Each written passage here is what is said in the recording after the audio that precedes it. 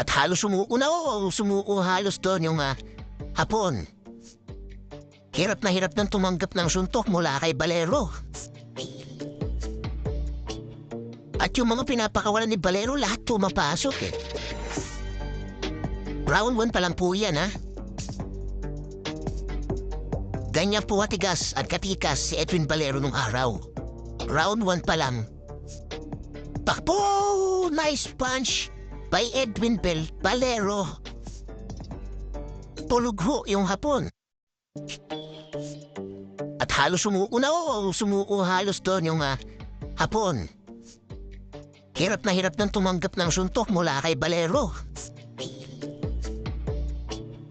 At yung mga pinapakawalan ni Valero, lahat pumapasok eh.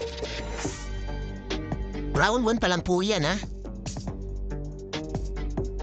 Ganyan po